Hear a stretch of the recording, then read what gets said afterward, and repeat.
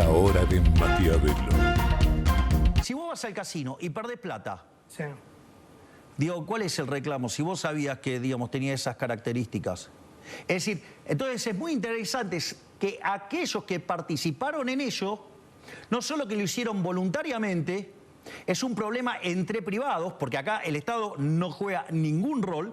Digo, yo no lo promocioné, yo lo que hice, lo difundí. Bueno, es lo mismo. No, la realidad es que yo no soy un experto en este tipo de... Bueno, el propio David dice que yo de criptomonedas no sé nada. O sea, a ver, mi especialización es, digamos, crecimiento económico con y sin dinero. O sea, soy especialista en hacer crecer una economía, algo que lo estoy logrando, ¿sí? Y soy especialista en bajar la inflación, algo que también estoy logrando. Sí, sí, sí, ¿qué tal? Esta es la hora de Maquiavelo. Y bueno, y tenías por ahí, obviamente, unos fragmentitos de la entrevista en TN con Johnny Viale de Javier Milei, y acá lo tenés, la imagen, el momento en el que Santiago Caputo, el mago del Kremlin, el asesor estrella de Milei, interrumpe. A ver, interrumpe por un tema banal, ya a nadie le queda claro para qué interrumpió, porque dijo que si lo iba a defender el ministro de Justicia, que el ministro de Justicia no es el abogado del gobierno, una pavada.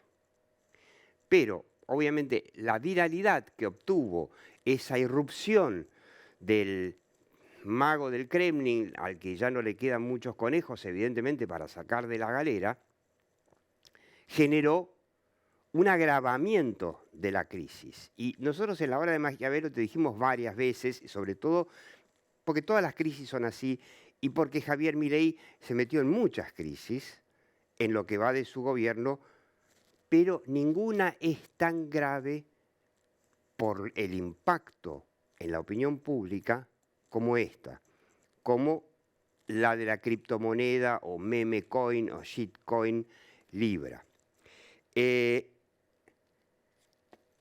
Una pregunta que se les hace a los políticos muchas veces, quizá no tanto en Argentina, pero en muchos países, para entender cuán creíbles son para la opinión pública, es si vos les comprarías un auto usado. Entonces la pregunta, te lo vamos a mostrar ahora en un ratito, para hacerle a Javier Milei, es si vos antes le hubieses comprado un auto usado y después de esta crisis se lo volverías a comprar. Pero antes, bueno, yo quiero ver algunos datos de las encuestas que hacemos habitualmente. Quiero que vean, la foto anterior, esta es muy significativa, porque este es el esquema, esta foto que además circuló días antes de la crisis, es el esquema de toma de decisiones del presidente Milei. Su hermana y Santiago Caputo.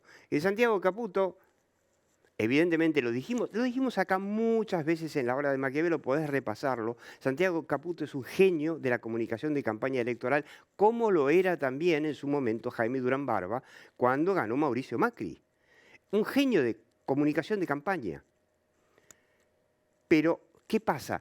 Los comunicadores de campaña, cuando ganan, obviamente, cuando ganan una elección, le venden a su candidato, bueno, yo llegué hasta acá, más allá de que me pagues, ahora van por el queso, no por un cuadradito o por una barrita de queso, sino por una tajada importante de la horma de queso, que es manejar la comunicación del poder. Lo mismo que Durán Barba con Marcos Peña, en el caso de Mauricio Macri, lo mismo con Santiago Caputo, que, o casualidad, vienen de la misma escuela de Jaime Durán Barba. Muy bueno en la campaña, pero ya lo habíamos advertido aquí en la hora de Maquiavelo desde el principio del gobierno de Javier Milei, que hay que ver si está ayudándolo a comunicar bien. Veremos si es que el presidente se deja ayudar. Quiero que veas. Nosotros le bautizamos este bloque Crisis Management, Crisis Management o Crazy Management. Le preguntamos a, bueno, en este caso 96 expertos, consultores políticos, encuestadores, directivos de empresas de comunicación, ¿Cuánto puede afectar la gobernabilidad de Milei esta crisis y la gestión de esta crisis? Y bueno, entre algo y poco y mucho tenés 3/4, ¿no? La mayoría dice algo, hay más de un cuarto que dice mucho, o sea, 3/4 en total creen que lo va a afectar, y obviamente hay un 20% que dice poco y nada, veremos. El próximo es sobre la estrategia de comunicación. A ver, vení.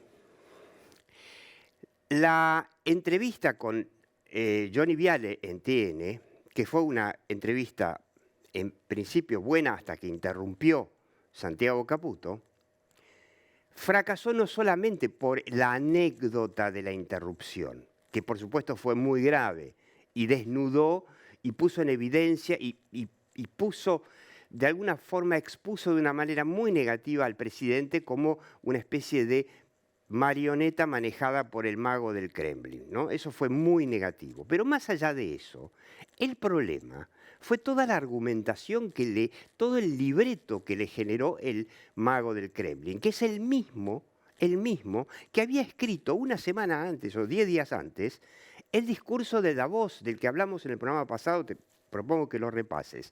¿Qué decía en el discurso de Davos, donde se esperaba, ante el Foro Económico Mundial de Davos, el World Economic Forum, donde estaba Milei delante de una audiencia importantísima de empresarios, inversores, líderes políticos? Bueno, se esperaba que vendiera la Argentina, que vendiera su plan económico. ¿Y qué hizo en lugar de eso? Bueno, salió a insultarlos a ellos, a los del Foro Económico, a la ONU, a todo el mundo, y acusándolos de que son muy woke y, no sé, instalando un tema que la verdad que no estaba, por lo menos en Argentina, en debate, o ya no está más, que es que si los homosexuales son pedófilos, o que el feminismo, o que si no hay cambio climático. O sea, instaló su batalla cultural en el momento en que tenía que vender el país. El discurso lo escribió Santiago Caputo. Y es quien escribió la línea argumental en donde, bueno, ahí preguntamos, la estrategia de victimizarse y minimizar el hecho, dando una entrevista con diversas contradicciones de las que vamos a hablar ahora, ¿cómo fue? Bueno, por supuesto que fue un pelotazo en contra, que no aporta nada. La gran mayoría dice, esto contribuyó a agravar la crisis o, en el mejor de los casos, no aportó absolutamente nada. Pero, ¿cuál fue la argumentación, el guión que le armó el mago del Kremlin a Milei que realmente embarró más las cosas? No la interrupción, sino que, a ver, salió Milei diciendo, bueno, los que se metieron en esto se metieron en una timba y bueno, el que se mete en una timba ya sabe cómo es esto. Y la realidad es que el tuit de Milei promovía, difundía, son detalles semánticos menores, un plan para ayudar a financiar a pequeños emprendimientos y pymes argentinas. Entonces, ¿en qué quedamos? ¿Era una timba o no era? Porque fíjate que Donald Trump también tuvo su criptomoneda, pero no tuvo problema, porque su meme coin. La verdad que no entiendo mucho cuál es la diferencia entre la criptomoneda y la meme coin o shitcoin, que vendría a ser de lo que es algo tremendamente riesgoso, algo mucho más riesgoso todavía, un token, en donde Trump dijo, compren esto para financiarme la campaña. Como también en su época, los chicos de la secundaria te venden un ticket de lotería para el viaje a Bariloche. Bueno, Trump hizo eso, juntó un montón de plata y nadie dijo nada, nadie objetó. Podría haber dicho, abro una cuenta y gírenme plata, como es la costumbre en todas las campañas políticas en Estados Unidos. Pero Milei, en la entrevista, trató de vender este asunto como que, bueno, como que si fue una timba no es culpa mía. Y se puso en víctima de, bueno, yo quise ayudar a unos argentinos y me ligué una cachetada. A ver, ¿en qué quedamos? En el mismo discurso. O es una timba y los que se metieron son timberos y que se joroben, o quise ayudar a unos argentinos a financiar pymes. Nuevamente, ahora quiero que veas el próximo, todas las miradas se apuntan a la comunicación de crisis, que en lugar de resolver la crisis, o de incluso hasta salir mejor que antes, bueno, lo que hizo fue agravarla. Acá tenés cuántas estrellas tiene, le dan los expertos de 1 al 5. Bueno, no llega a 2 estrellas, 1,75. Realmente, si se quiere, la comunicación del gobierno de Milei en esta crisis no llega a las 2 estrellas. Quiero que veas el próximo, porque bueno, preguntada a la gente, a ver, si hay que usar la guillotina de la que tanto habla Milei y que pone en práctica, a ver, que pone en práctica prácticamente una vez por semana, porque todas las semanas hay un funcionario echado. Entonces la pregunta es, bueno, en este caso realmente, ahora vamos a ver por qué hay que echar a alguien para por lo menos encontrar un chivo expiatorio. ¿A quién gana? El asesor presidencial, Santiago Caputo, se lleva las palmas de, digamos, los votos para que salga de la casa de Gran Hermano. Por supuesto que el número 2, después el número 2 es ninguno, y después viene su hermana Karina Milei, lo cual es realmente inimaginable que él eche o se distancie de su hermana, lo cual sería muy sano para un gobierno, ¿no? Porque estaría pasando de un triángulo a un presidente que tiene un equipo, un verdadero equipo de gobierno y no su hermana y un amigo. Pero bueno, ¿por qué es tan importante el uso de la guillotina, ¿no? Parafraseando a Milei. ¿Por qué?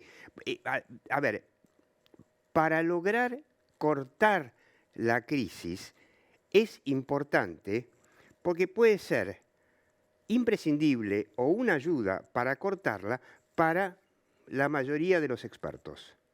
Hay otros que dicen que no aporta nada, poco útil, no sirve para nada. Bueno, son formas que se usan para, por lo menos, encontrar un culpable, porque en un sistema presidencial no podemos culpar al presidente, ¿no? Afortunadamente se cayó esta idea peregrina del juicio político. Bueno, y quiero que veas ahora la pregunta que nos hicimos, y esto sí a opinión pública general. Esto lo hicimos con una de las principales consultoras, de las más importantes de la Argentina, que, esto hay que decirlo, las consultoras están asustadas y no se animan a publicar datos que tienen. Bueno, en este caso lo hacemos nosotros, ponemos la cara. ¿Le comprarías un auto usado al presidente Javier Milei? Esto es una encuesta nacional, online. Bueno, antes del CryptoGate cayó 5 puntos y después del CryptoGate, el no le comprarías, subió 5 puntos. Quiere decir que si se quiere, en total, punta a punta, perdió 10 puntos de credibilidad por el CryptoGate. El CryptoGate y la gestión del CryptoGate. Y hablando de la gestión del CryptoGate, yo me quiero sentar ahora, en 2 segundos, con Patricia Nigro, que es doctora en comunicación, especialista en lenguaje político de la Universidad Austral y que escribió sobre ese tema para que nos explique por qué. Una de las recomendaciones, además de que, por supuesto, parafraseando al famoso Luis Barrionuevo, Milei tendría que dejar de tuitear por 2 años. Y esto es lo primero que le recomiendan todos, poner un filtro, que no use más su Twitter, que entregue su Twitter, que no lo use hasta que termine su gobierno, que haya una persona que esté a su servicio, pero que le filtre las locuras que tuitea, ¿no? Además de dejar las redes sociales, la segunda propuesta que le hacen en el sector, en esta encuesta, es no agredir más. No agredir más a los econochantas, los mandriles, los ensobrados, porque todo esto, como se dice en inglés, backfires. Es un tiro por la culata. Espérame 2 segundos. Bueno, Patricia Nigro, profesora de comunicación de la Universidad Austral, doctora en comunicación especializada. Quiero que veas su último libro, a ver si podemos mostrarlo, es medio difícil esto, ¿no? Desnudando al discurso político. Y la verdad que acá hay un problema, ¿no? Porque viste que en esta encuesta la primera preocupación de los expertos son las redes sociales de Milei y esa compulsión, algunos hablan de hasta 500 tweets por día, algunos días, sino el discurso, el tono. ¿Vos qué le recomendarías? Si te llama Santiago Caputo, no te va a llamar, pero si te llama Javier Milei y te dice, bueno, ¿y qué hago? Lo que pasa es que tiene que, primero, entender que ya no puede estar en campaña, no es comunicación de campaña, es comunicación de gobierno, es comunicación de gobierno, que es otro tipo de comunicación. Y además, que el trato hostil, a través del lenguaje, lastima a montones de personas, que son argentinos y argentinas que merecen pensar diferente si quieren. ¿No es cierto? No todos van a coincidir, y el que no coincide conmigo merece respeto también. Es decir, o sea, si con Cristina se había hecho una grieta, como lo decía la Nata, bueno, ahora vamos a otra vez a hacer una grieta, es decir, o otro tipo de polarización diferente, ¿no es cierto? Es decir, pero no podemos tirar todos para el mismo lado. Por ejemplo, el pacto ese del 25 de mayo, 9 de julio, no sé, porque fue corriendo la fecha, ¿no? Fue una idea, sí, que se llamó Pacto de Mayo, pero que no fue en mayo. Sí, que fue después, sí. Bueno, y eso, no se hablaba de eso. Que la idea era que, bueno, vamos a unirnos, a conversar. El concepto de diálogo, el concepto de diálogo no es solamente hablo con los que piensan como yo o hablo con los que tienen mis ideas. Hablo con todos y escucho a todos, porque a todos les existe alguna razón, alguna verdad, y hay que escucharla. Ahora, a uno de los más ofendidos de toda la política argentina terminó siendo Mauricio Macri, que, bueno, ahora con esta crisis, de alguna forma, el calabrés medio como que, dice el dicho que la venganza es un plato que se come frío. Sí. Bueno, el comunicado del PRO es un comunicado diciendo, te bancamos hasta ahí nomás, guarda porque esto es grave. Y hay como una especie de disyuntiva, un dilema de qué es Milei. Es un tipo que ganó en un balotaje con los votos de gente que piensa que tiene ideas liberales, más la gente que había votado por Patricia Bullrich, por el PRO, 24%, o es un kirchnerista que hasta esta semana intentaba imponer al juez Ariel Lijo, el más polémico de todos los jueces de Comodoro Pi. Entonces, eso tiene que ver un poco con el lenguaje de a quién le está hablando y cómo le está hablando Milei, ¿no? Sí, porque él, por ejemplo, cada vez, por ejemplo, en esta entrevista con Johnny Viale, hubo una larga parrafada que él dio de todos los casos de corrupción kirchnerista. No se olvidó ninguno. Esa parte me gustó porque los fue enumerando uno por uno para recordar a la gente que se olvida. En este país tenemos la memoria corta, ¿no es cierto? Claro, acá en el fondo hablamos de 100 millones de dólares que pusieron, y él, bueno, minimizándolo, dice, bueno, pero son muy pocos argentinos, son todos chinos, americanos, qué sé yo. Bueno, relativizó el número. Pero, claro, si vamos a sumar, la suma, es cierto, comparativamente no tiene nada que ver. Pero queda en cuestión su discurso de que yo soy el paladín anticasta, yo vengo a hacer un gobierno para desterrar a la corrupción, y aparece esto. Sí. Sí. El problema yo creo que tiene que ver con este tema, ya te digo, de no aceptar al que piensa diferente, creer que estoy parado sobre la verdad, yo tengo la verdad, y si no pensás como yo, no existís, sos digno de todos los insultos. ¿Cómo le va a funcionar el insulto favorito, el más famoso de Milei, que es la casta? ¿Cómo va a funcionar eso a partir de ahora? Para. ¿Cómo es el tema de la casta? Este yanqui, el Hayden Davis, ese no era casta. Sí, la pregunta es quién es la casta, porque hasta ahora son los jubilados, los trabajadores, la gente que está en peor situación, la que está sosteniendo todo el ajuste, la gente que se queda en la calle. Entonces, ¿quién es la casta? O sea, porque ya en campaña la casta entendíamos todos, eran los políticos que cobran jubilaciones de privilegio, que hacen negociados, bueno, esa la entendimos perfecto. Sí, que tienen curros, y es más, Se entendió tarde, pero se entendió. Había un momento que lo marcamos mucho en la obra de Maquiavelo, que fue cuando se cayó la ley Bases, con un inciso, no sé si me acuerdo si no era inciso H, que eliminaba toda una serie de fideicomisos.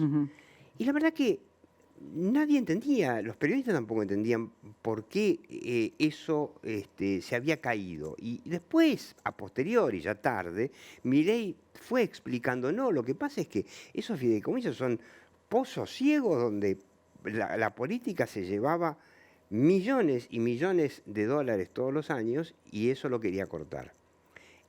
Eso está bien. Por supuesto. Pero de ahí a, por ejemplo, hablando del discurso político, a insultar a Domingo Cavallo. Sí.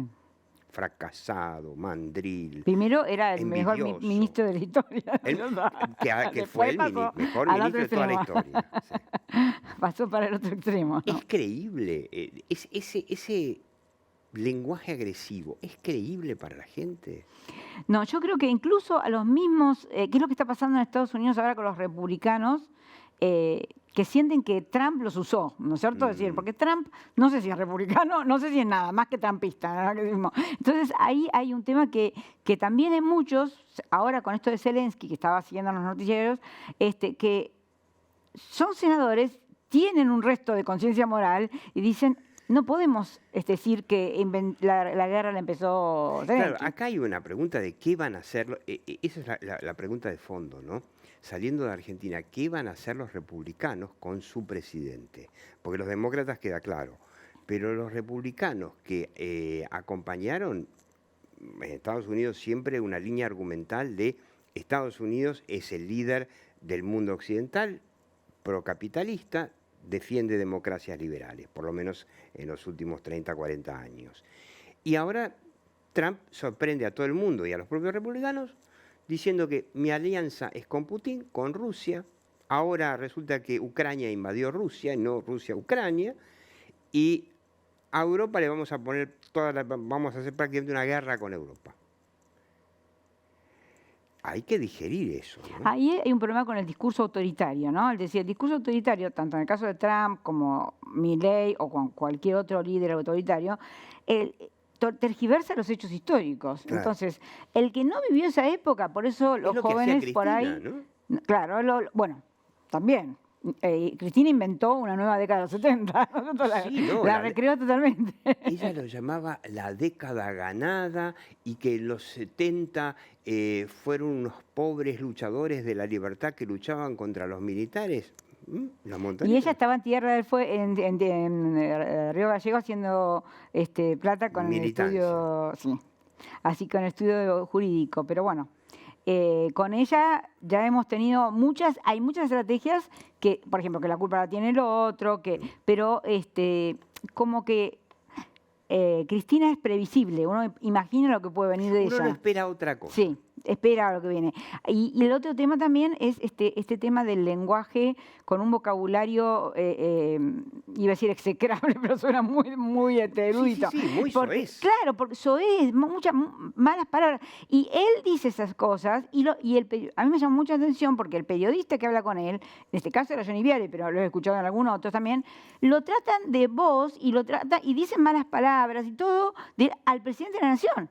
Entonces, ¿vos decís que un periodista no debiera tuitear al presidente por más que, digamos, sea amigo desde la campaña? Porque eso es muy típico, ¿no? En la campaña los políticos tratan de ser confianzudos con los periodistas, claro, tratan de hacerlos amigos. Y claro, pero después son presidentes, ¿no? Es complicado eso, ¿no? Sí, acá hay un tema central que es la relación entre periodistas y políticos, ¿no es cierto? Es decir, se necesitan mutuamente. El político para que la gente lo escuche, porque obviamente yo no puedo tocar el timbre de la Quinta Olivo y que me atiendan y me pregunten y yo le conteste. O sea, no existe eso, si no tengo capital simbólico, como diría Bourdieu. Pero No, además También, no tendrías el tiempo, porque esa es la tarea de los periodistas. bueno, y aparte la expertise que tiene el periodista, pero que necesita de los políticos para escribir sus notas, necesita entrevistarlo, entonces ahí se empiezan a correr las barreras de confianza, que es un poco lo que pasa con yo cuando veo a Johnny Viale, que es un muchacho joven, digamos, para mi edad es un muchacho joven, se corre la barrera de confianza y creo que hay que mantener... No por una cierta distancia, porque es el presidente. Te guste, no te guste, te caiga bien, te caiga mal, estés de acuerdo con algo o no. Es como que no es lo mismo que entrevistar a un jugador de fútbol. Exactamente. Es el presidente de la nación y a la audiencia le da la sensación de que hay una distancia quizá demasiado chica que no sé si lo hace menos creíble que bueno, que una de las preguntas que hicimos en la encuesta, que no mostramos, pero que es interesante, es si debiera Javier Milei hacer como casi todos los presidentes democráticos, liberales en el mundo occidental, obviamente, que es periódicamente sostener una conferencia de prensa. Lo hacen todos. Algunos lo hacen una vez al año, otros lo hacen 3, 4 veces al año, pero se espera de un presidente que esté en condiciones de someterse a una conferencia de prensa abierta con medios que están de tu lado, no están de tu lado o en contra. Cristina Fernández de Kirchner dio una. Sí, una sola. Sí. Una sola. Cuando buscó la forma de cortar con la crisis del campo y dio una conferencia de prensa abierta que todos recordamos a Fabián Doman, preguntándole, abriendo la conferencia con una pregunta muy bien hecha, es si se arrepentía de algo después de haber, generado con Martín Lustó, prácticamente haber llevado a la Argentina al borde de una guerra civil por los impuestos para el campo. ¿Vos le recomendarías a Milei que haga algo parecido? Yo la verdad que entiendo que es por la imagen que él vende, la vende o le sale, no sé si está construida o si es realmente auténtico. Es una persona muy temperamental, muy manejada por las emociones. Entonces, es lo que parece. A lo mejor no todo el tiempo su así. temperamento podría jugarle en contra creo que por eso es que tal vez no se anima a enfrentar a los periodistas. No es un Adorni que le preguntan cualquier cosa, contesta cualquier cosa, y lo hace muy bien, ¿no? Y lo hace bastante bien, bien. Sí. Y bueno, va manejándose así con pie de plomo. Con ironías, por ahí no se esperan tantas ironías, pero lo hace. ¿Y vos crees que creo que él debería hacerlo, porque también sería una forma de mostrar que es capaz de enfrentarse, por ejemplo, también al periodismo internacional. Claro. Porque en las conferencias de prensa están los periodistas de los otros países. Antes que nos echen, como diría Sergio Massa, por sí o por no, ¿vos le recomendarías que se someta a una conferencia de prensa abierta como en cualquier país democrático? Y sí. Patricia Nigro, de la Universidad Austral, muchas gracias y vos seguís viendo La Hora de Maquiavelo.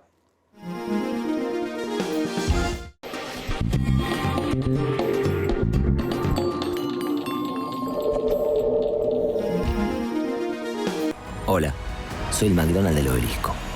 La verdad, por acá ha pasado de todo.